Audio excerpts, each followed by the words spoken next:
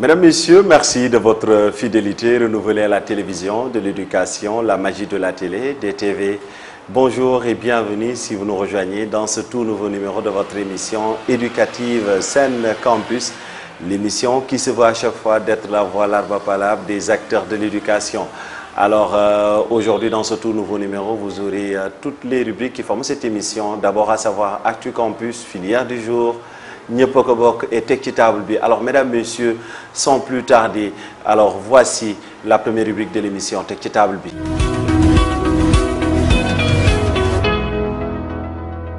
Alors, mesdames, messieurs, bienvenue dans Tekki Table Bi.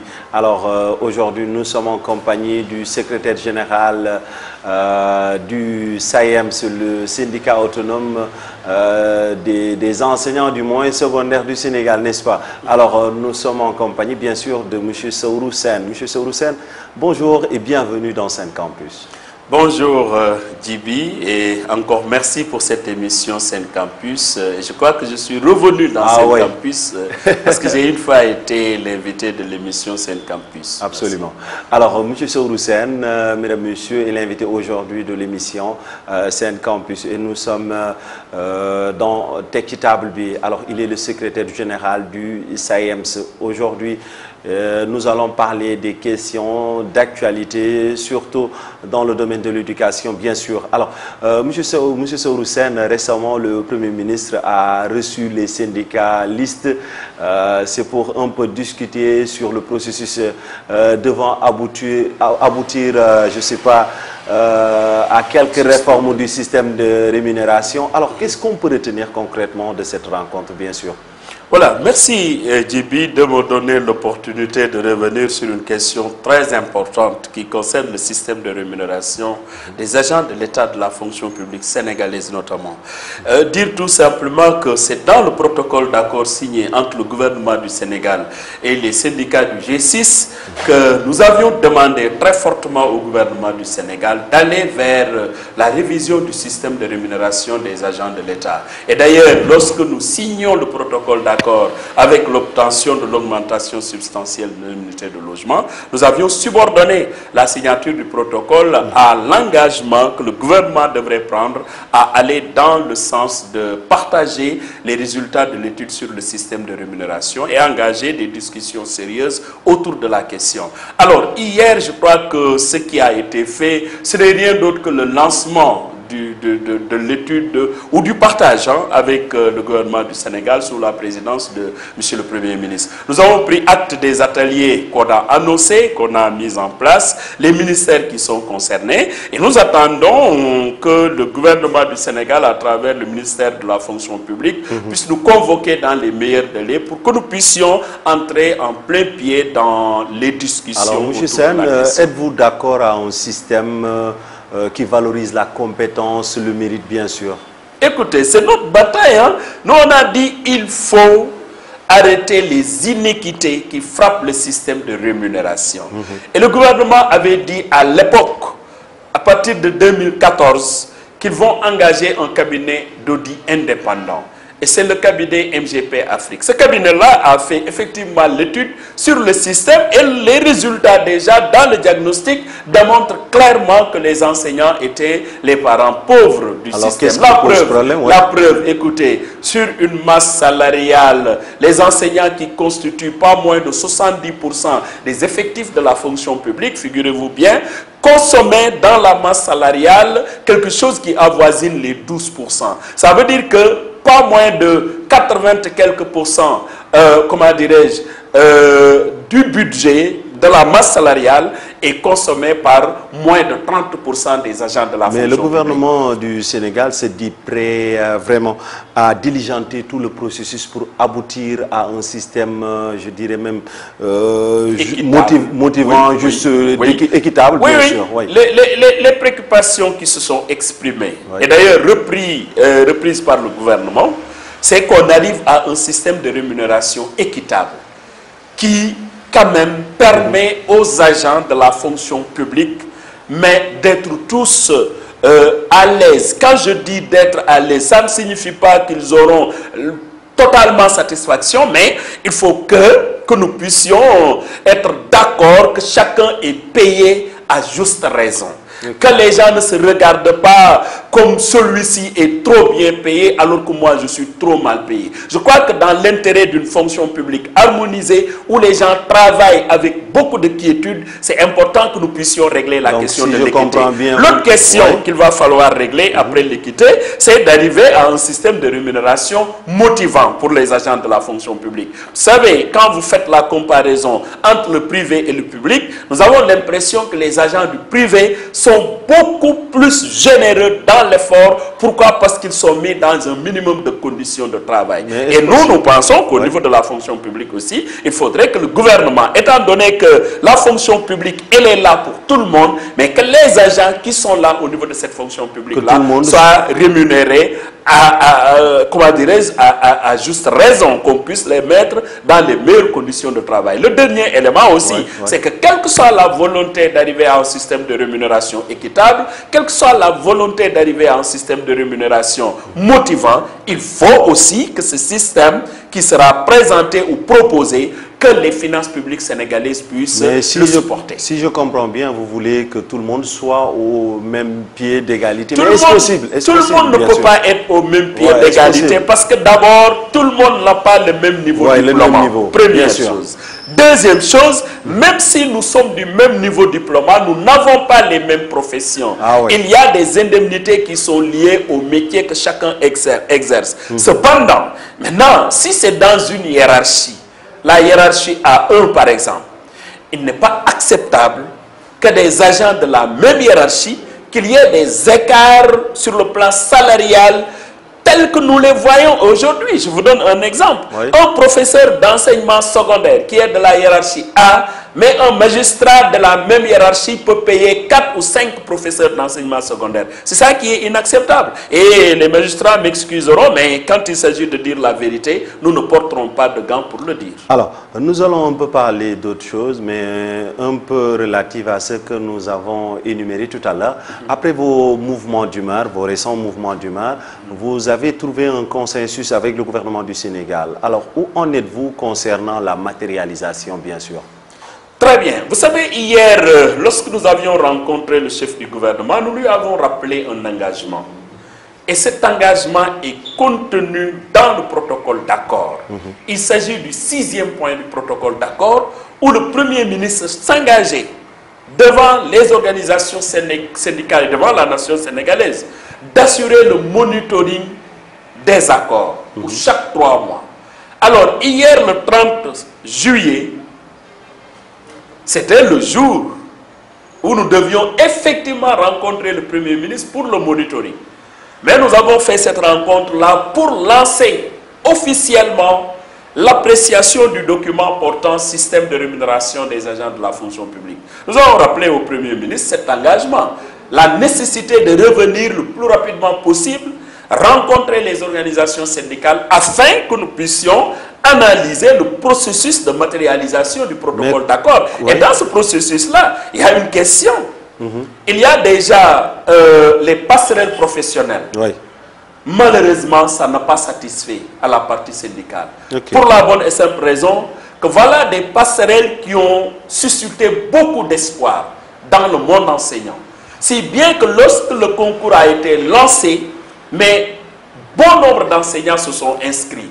Des milliers d'enseignants se sont inscrits. Et au finish, on sort un quota insignifiant, inacceptable, de 67 agents pour tous les niveaux et pour toutes les Mais je veux savoir, est-ce que le gouvernement du Sénégal respecte ces rencontres-là qu'ils avaient initiées? C'est-à-dire, le Premier ministre, si je ne me trompe pas, avait dit à la fin de chaque mois ou bien 2 ou 3 mois, il allait rencontrer les syndicalistes. C'était ce que j'étais en train de vous expliquer. Le monitoring qui doit être assuré par le Premier ministre. Vous savez que le protocole, nous l'avons signé le 30 avril. La première rencontre devrait se tenir en réalité le 30 juillet. 30 juillet, oui. 30 juillet passé. Ce 30 juillet, au lieu qu'on ait une rencontre portant monitoring sur le protocole d'accord, nous avons eu une rencontre portant lancement officiel de l'étude sur le système de rémunération. Okay. Et c'est la raison pour laquelle je vous ai dit tout à l'heure que nous avons rappelé au Premier ministre l'engagement de revenir sur le protocole. Et dans ce protocole, il y a la lancinante question des passerelles professionnelles. Nous n'avons pas encore lâché du lest parce que nous avions rappelé au Premier ministre que les quotas proposés sont inacceptables. Et il y a une possibilité de les améliorer parce que les résultats ne sont pas encore sortis.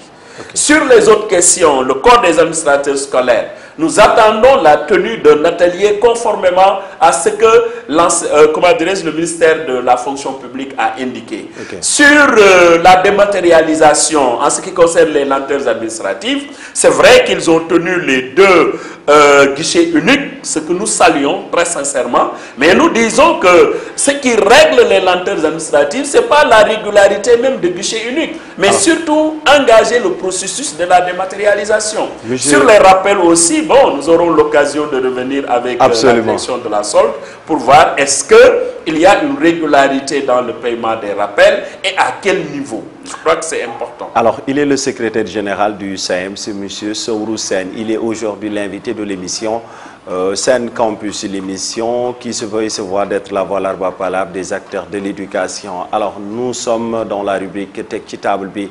Et mesdames, messieurs, nous allons marquer une petite pause, histoire de suivre avec M. Sourou Sène et bien sûr vous également, amis téléspectateurs de la magie de la télé de l'éducation des TV, la rubrique Actu Campus qui revient sur les actualités qui ont le plus marqué ces derniers jours l'école sénégalaise. Alors, Actu Campus, mesdames, messieurs, c'est après ceci.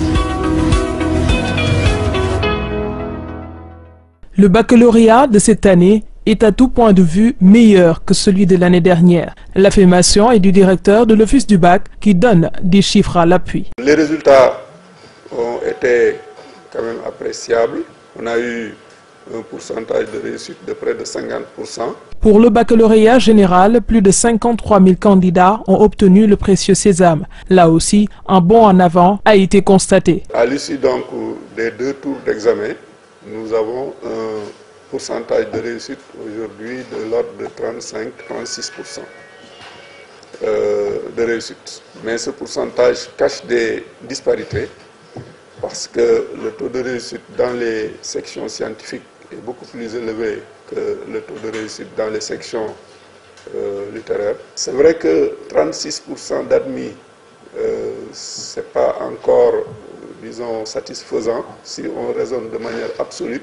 Mais d'un point de vue donc, du raisonnement relatif, on peut dire que c'est satisfaisant parce qu'il y a eu quand même un bond par rapport aux résultats qu'on avait par le passé. Le nombre de bacheliers qui a obtenu une mention a augmenté. 3 792 au total, 39 très bien, 463 bien et le reste assez bien. L'Office est en train de récupérer les données détaillées des 20 jurys restants. Une fois cette étape bouclée, démarrera le processus de confection des diplômes. Et nous allons lancer le processus, disons, qui va nous mener vers la production des diplômes, comme on l'avait dit, des diplômes de 2018.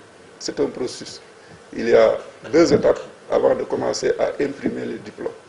Et ces 2 étapes-là, nous allons les enclencher dès qu'on aura les 20 jurys qui restent.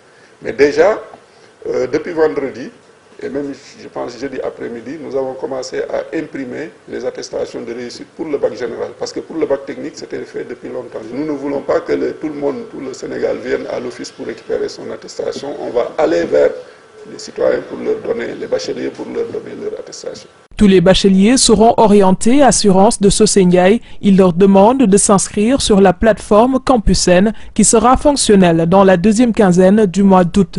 Le directeur de l'Office du bac les exhorte aussi à suivre le traitement de leur dossier.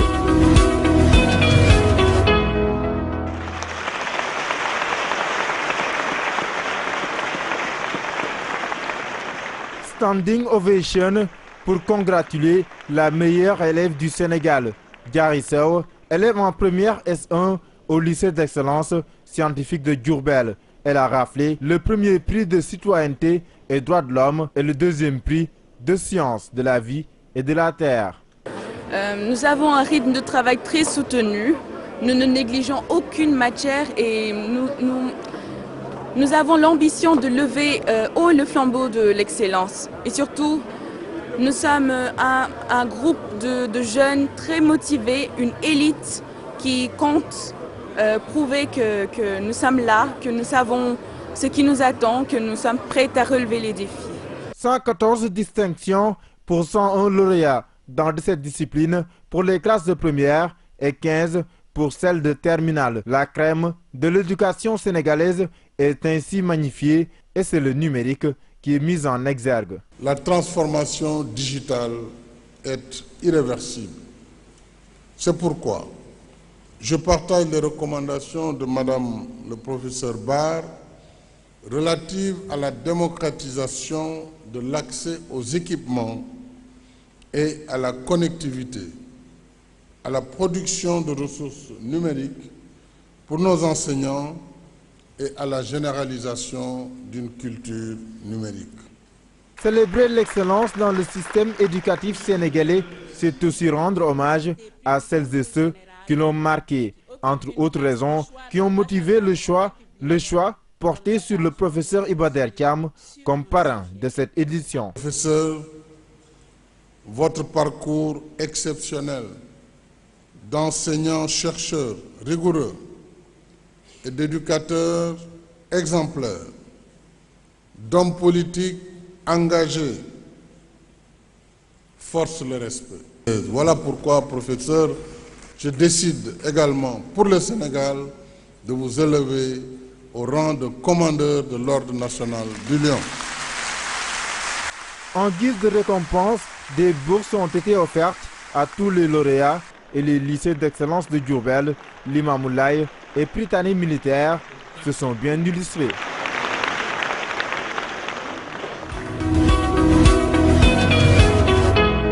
Sous une chaleur accablante, une foule immense, tous des étudiants pour récupérer leurs bourses et aides. Informés du paiement, ces étudiants d'horizons divers pour s'inscrire sur les listes. Une méthode archaïque selon eux. Transfert, même si on vous découpe 500 ou bien 1000 francs, c'est bon. Mais le fait de venir ici jusqu'à 6 h du matin, faire des listes de 40 éléments et que depuis 8 h jusqu'à 11 h, nous sommes dans la liste numéro 1. Et que ceux qui sont dans la liste numéro 13, quand est-ce qu'ils vont rentrer chez eux? Même les gens qui payent les bourses, ils ne viennent pas à l'heure parce que, comme vous le voyez aujourd'hui, ils ont venu vers 10 h et vers 17 h, ils vont descendre encore. C'est plus facile d'aller dans les réseaux de transfert que d'être là à attendre de midi à 14 h. Toutefois, ces étudiants perdent des heures de cours pour récupérer ces maigres sous, ce qu'ils trouvent d'ailleurs inadmissible. On devait faire cours entre 8 h jusqu'à 14 h 30. Mais finalement avec le paiement des bourses, parce que c'est un calendrier que l'administration ne peut pas annuler. La seule chose que je demande à l'État, c'est qu'il fasse des cartes pour les étudiants. Parce que cette méthode-là, vraiment, c'est très difficile pour nous. On doit dépasser ces genres de choses-là. Avec le développement de l'informatique, bon, il y a les moyens financiers, les Wari, Johnny et Orange Money, EcoBank qui sont tous là. Donc vraiment, on doit faire de telle sorte que chaque étudiant pour percevoir son argent facilement. Ces étudiants pointent du doigt la direction des bourses qui leur a informé de ce paiement. Je parle de l'administration de la direction des bourses. Parce qu'aujourd'hui, nous avons cours à 8 h. Hier, on nous a dit que demain, vous ne ferez pas cours. Depuis la création des universités, les gouvernements qui se sont succédés peinent à trouver une solution à la lancinante problématique des bourses des étudiants. Au XXIe siècle, le paiement de billettage est toujours d'actualité, avec parfois des tiraillements et bousculades, sans oublier les réveils à 5 h voire 6 h du matin pour s'inscrire en premier. Nous sommes toujours en compagnie de M. Saourou Sène, le secrétaire général du SAEMS.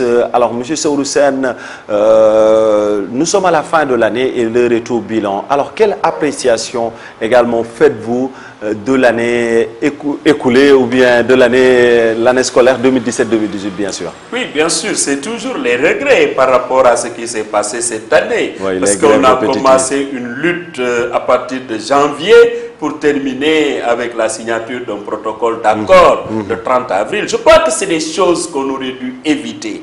S'il y a une possibilité de dialogue, de rencontre, et que ces dialogues-là soient francs, et que ces dialogues-là puissent permettre d'aboutir à quelque chose de constructif, je crois qu'on ne serait pas en grève. Mais très souvent, c'est comme si l'État se moquait un peu de nous en nous laissant nous battre, faire le tour du Sénégal avant qu'on arrive à signer un protocole. Je crois que ce sont ces perturbations-là que nous regrettons. Parce que je le dis aussi à l'opinion, à chaque fois que nous sommes en grève, sachez que parce qu'on nous a imposé cette grève-là, nous n'avons jamais choisi de déserter nos classes, de laisser nos élèves. Non, nous ne l'avons pas choisi. Mais il arrive à des moments où, malheureusement, il va falloir se battre. Et la seule arme qui s'offre à nous, c'est bien sûr la grève. Vous savez, on avait la possibilité de faire dans comment on appelle ça, les brassards rouges. Vous savez, pour des pays comme les nôtres, plus particulièrement pour le Sénégal, vous mettrez bien en tchaï rouge, ça ne changera rien du tout.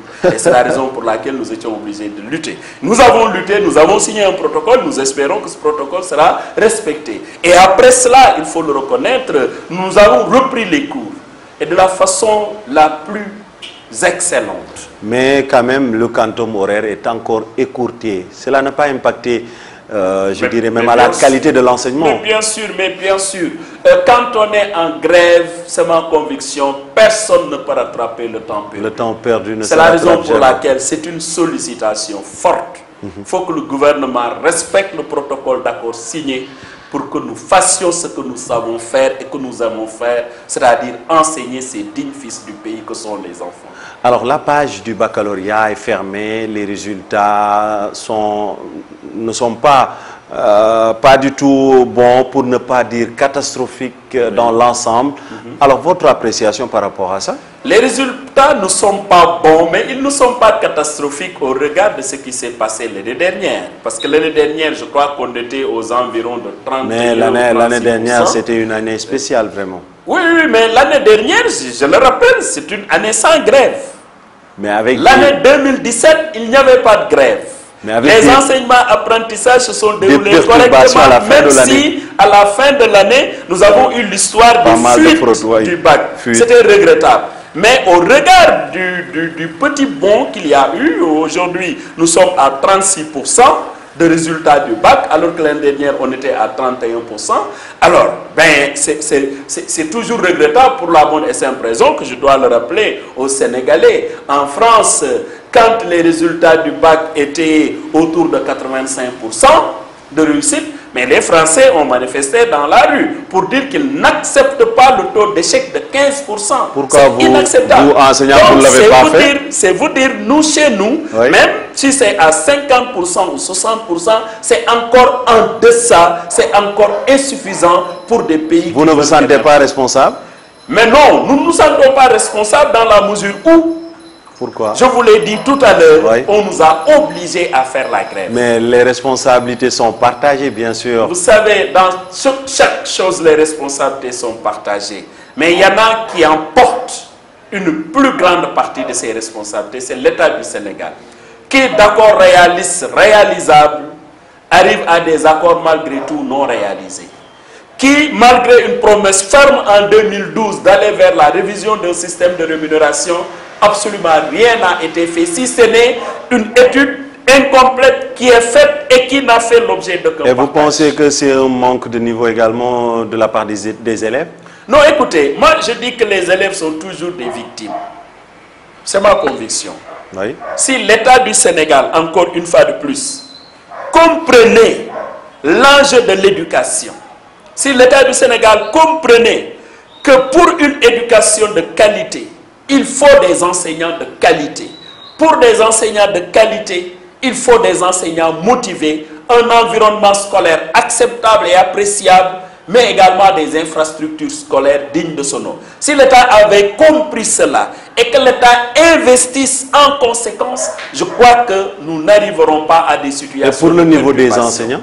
Maintenant, mais le niveau des enseignants, quel niveau des enseignants? Ils sont d'excellents niveaux, les enseignants. Et d'ailleurs, si on doutait du niveau des enseignants, interrogez d'abord le niveau de ceux qui les ont recrutés. Parce qu'aucun enseignant ne s'est recruté. C'est une commission, c'est des examens qui se font et le ministère recrute des enseignants.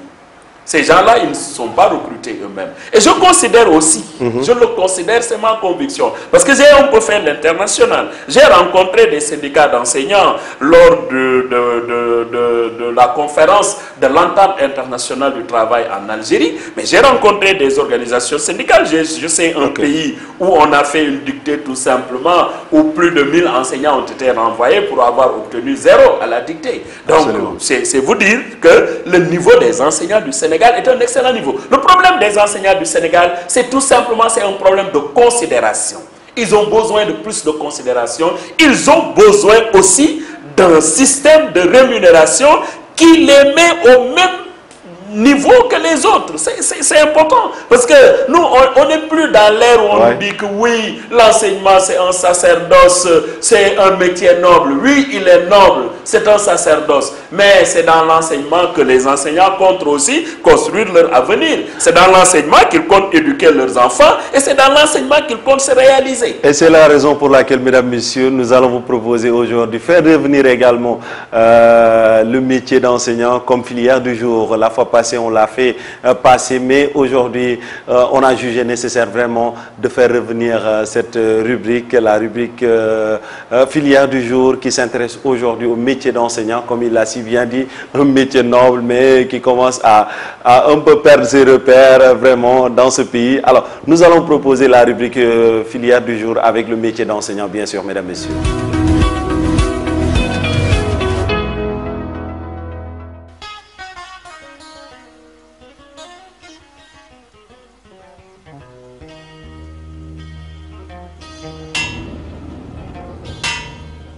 L'école est leur deuxième maison. Ils passent le plus clair de leur temps en compagnie des enfants qui leur ont été confiés par des parents, ce qui pousse ces enseignants à fournir plus d'efforts pour atteindre les objectifs. Vous l'avez vu, déjà on s'est familiarisé avec le cours et les enfants et on donne des cours, c'est notre mission régalienne. Là. Chaque fois qu'on vient, on essaie de faire le mieux pour pouvoir s'en sortir. Essayer de faire intéresser les élèves au cours. Même s'ils ont fait beaucoup d'années dans ce métier, ces professeurs prennent toujours la peine de préparer les cours avant de venir en classe. On y met tout ce qu'il faut, à la fois le contenu, les exercices, tout cela. Arrivé en classe, maintenant, on fait une approche par compétence. Il faudrait quand même que l'enseignant puisse, avant de venir à l'école même, préparer ses cours. Nous le faisons d'habitude avant de venir. Moi qui vous parle aujourd'hui, apparemment je suis à ma 10e année d'enseignement. Donc c'est un métier que j'ai opté et je dois préparer les cours avant de venir. Un travail souvent banalisé par certains, mais ces enseignants indiquent que c'est un métier très complexe. En chaque enseignant, il y a un savoir qui dort en lui. Dans l'enseignement, on ne peut pas tricher. Même si on entre par une autre voie, c'est sûr qu'au fur et à mesure qu'on enseigne, déjà on a ce qu'on appelle un peu la craie en main.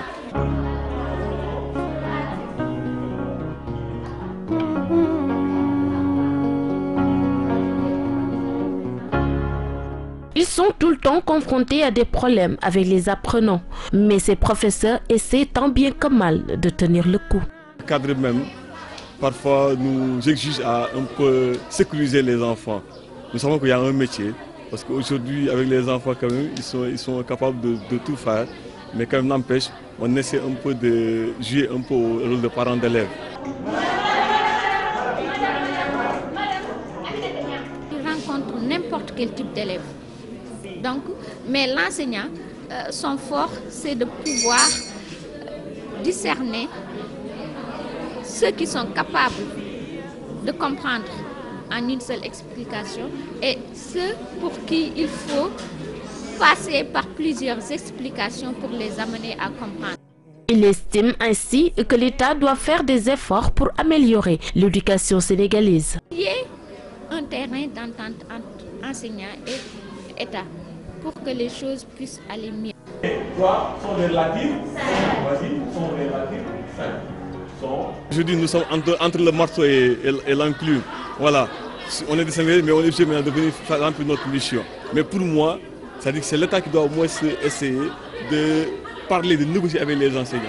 L'enseignement est-il un travail enrichissant? Ces professeurs répondent par la négation. Du tout. Est-ce que vous avez vu un enseignant aussi riche? Non, du tout. Non. C'est un métier comme les autres métiers. Nous avons un salaire quand même, hein? Nous avons quand même quelque chose à la fin du mois qui nous permet de vivre. Hein?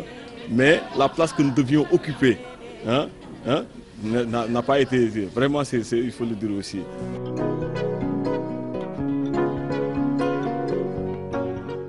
Toutefois, il conseille aux jeunes d'embrasser ce métier si noble pour participer à l'émergence du pays. Un métier très noble, hein? Très noble, puisque à un certain moment quand même, on n'aura plus l'argent. Vraiment, on n'aura plus l'argent, c'est juste une mission. Je les encourage. Il ne faut pas se fier aux apparences, donc dire qu'il y a toujours la grève, ça n'a rien à voir. Les enseignements sont là et le métier est là, toujours noble. Médecins, ingénieurs, gouverneurs, présidents, pour ne citer que cela, ont été formés par un enseignant. Mais ce dernier n'est pas souvent valorisé comme il se doit. Ces enseignants invitent l'État à veiller à l'amélioration de leurs conditions de vie et de travail.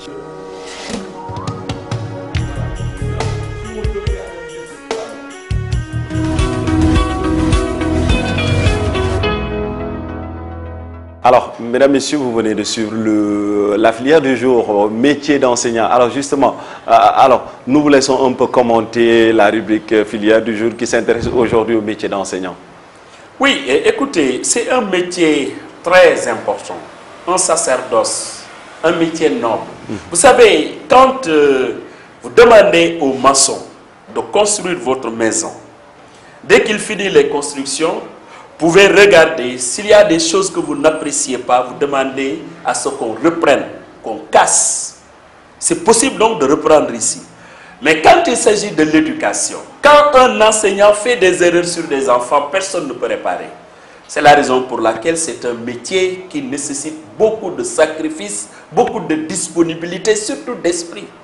Et nous sommes dans une société, malheureusement, qui n'est plus celle-là où le savoir était privilégié, celle-là où le savoir était respecté, mais nous sommes dans une société de plus en plus qui intègre, à côté peut-être du savoir, l'avoir.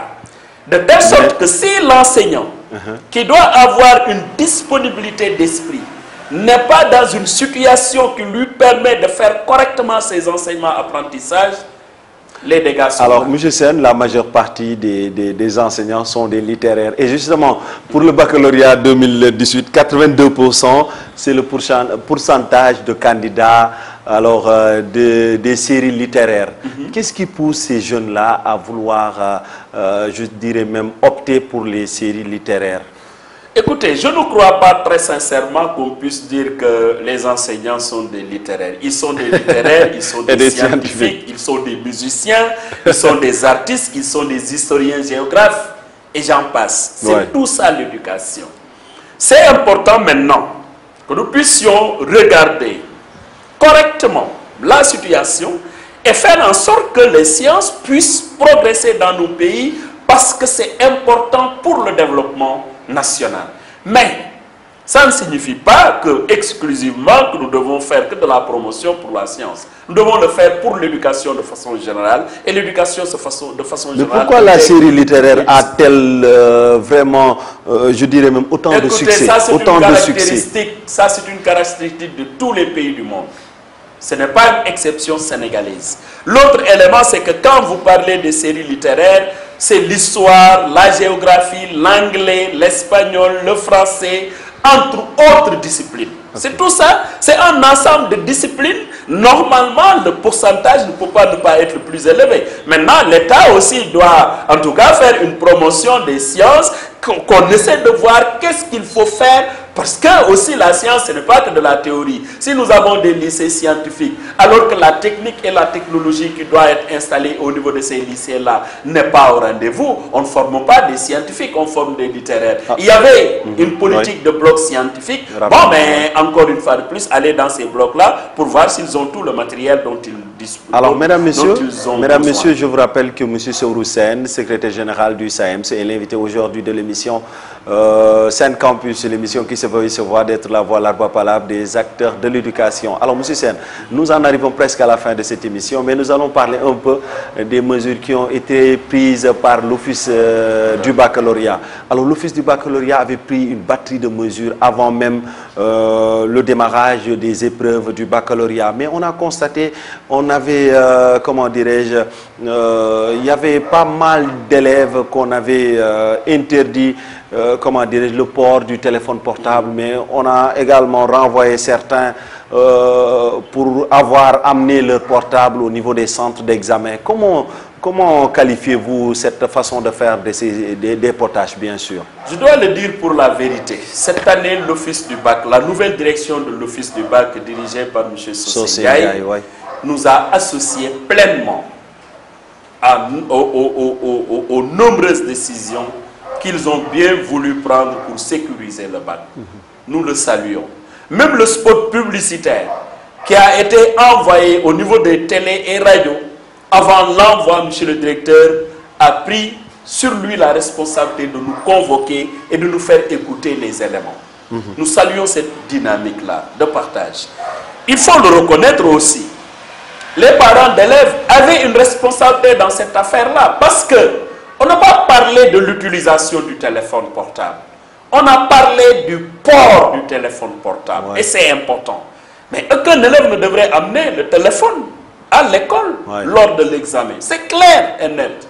Maintenant, à notre niveau, nous avions apprécié même en réunion de secrétariat permanent la situation quand on a vu ce qui s'est passé à Thiès ou un peu partout. Nous avions pensé quand même pouvoir s'adresser à la direction de l'Office du bac, essayer de permettre à ces candidats-là de reprendre les sessions de rattrapage puisque c'est une mesure qui venait d'être prise au niveau de l'Office du bac. Et que nous puissions nous tous comprendre que cette mesure-là, elle est importante. Et rappeler aussi pour la vérité, dans certains pays même, quand le bac s'organise, mais on coupe le réseau du net un peu partout pour davantage sécuriser. Nous ne sommes pas arrivés à cela, mais je dois le dire pour la vérité, nous saluons le courage du directeur de l'Office du bac et les mesures. Vous avez parlé d'implication. Alors, l'Office du baccalauréat a également annoncé quelques réformes concernant le retrait du diplôme du baccalauréat, bien sûr. Alors, vous pensez que M. Sosé Ndiaye et la bande à M. Sosé Ndiaye peut le faire, bien sûr? Je crois très sincèrement, en tout cas là où il y a toujours la concertation, le dialogue, les échanges sur les mesures qui sont prises, il y a de fortes possibilités que nous tous nous puissions les assumer. Et en les assumant naturellement, ça va faire moins de charges pour la direction de l'Office du bac. Je crois que dans la délivrance des diplômes, qu'on ait un système qui permet de délivrer très rapidement les diplômes, mais ça nous saluons. Et soit dit au passage, moi j'ai eu mon bac, je crois bien en 2015, vous avez retiré votre bac? Mais je n'ai jamais retiré le bac. 95 jusque-là. Jusqu'à aujourd'hui, je n'ai pas vu mon bac parce que je ne suis pas allé quand même le retirer. Parce que après donc le bac, je suis allé à l'université de Saint-Louis. Bon, j'ai eu d'autres diplômes, j'ai dit que je n'avais pas besoin du bac pour... Nous allons demander à M. Sosé Ndiaye de remettre le baccalauréat de M. Sourou Sène. Alors, bien sûr, mesdames, messieurs, nous sommes en compagnie de M. Sourou Sène, il est le secrétaire général du SAEMS.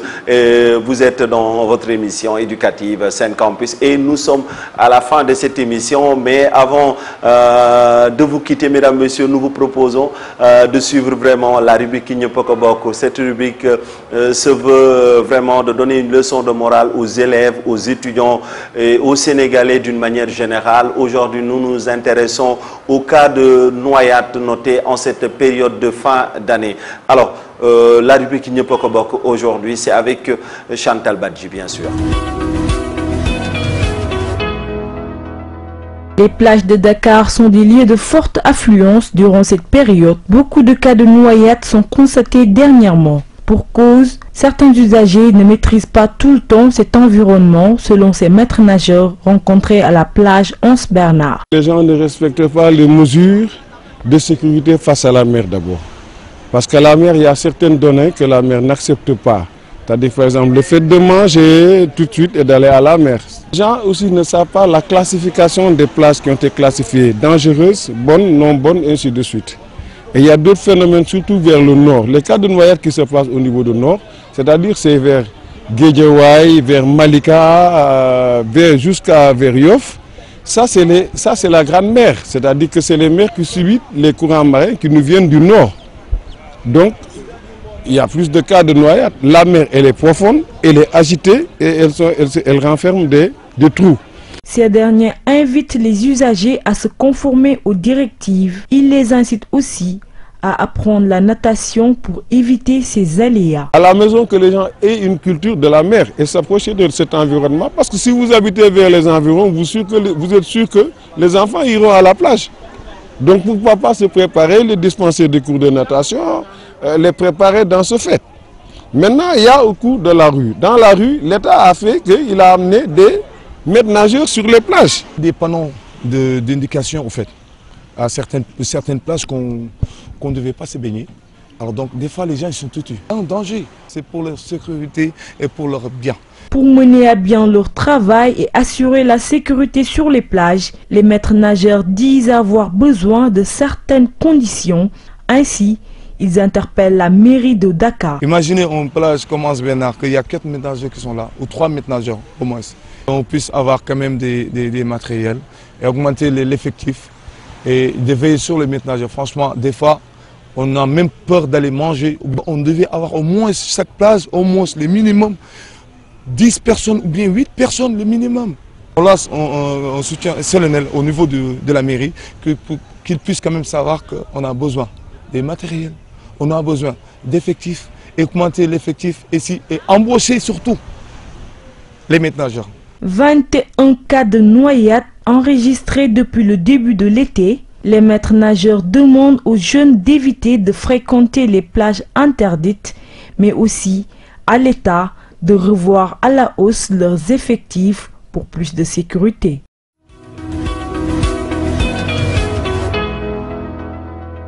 Merci à vous Chantal Badji pour la rubrique Ñëpp a Bokk. Alors M. Saourou Sène, un mot pour ça avant de terminer l'émission. Oui, vraiment regretter encore une fois de plus ce qui est en train de se passer en ces débuts de vacances. Je crois que les parents d'élèves ont l'obligation d'être beaucoup plus vigilants. Et si c'est nécessaire d'aller à la mer, je crois qu'il ne doit pas être interdit que nous puissions le faire avec les grands frères, les parents, pourquoi pas.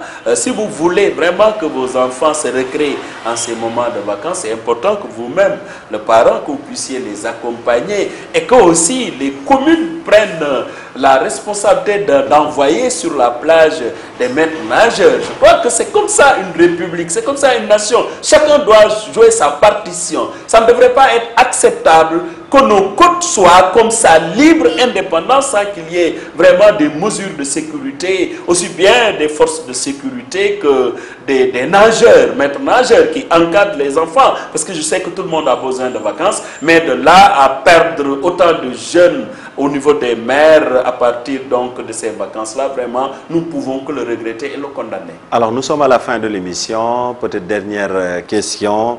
Alors, qu'en est-il des relations entre le SAEMS et les autres syndicats d'enseignants? Parce qu'il est important de rappeler que vous avez gagné les élections de représentativité, mais nombreux sont les syndicats qui ruent dans les brancards également pour dénoncer, je ne sais pas, l'implication ou bien, comment dirais-je, les relations entre le SAEMS et je ne veux pas citer de nom, mais j'espère que vous allez comprendre. Je comprends et je sais que tous les militants du SAEMS comprennent que quand on est leader, ce n'est pas facile.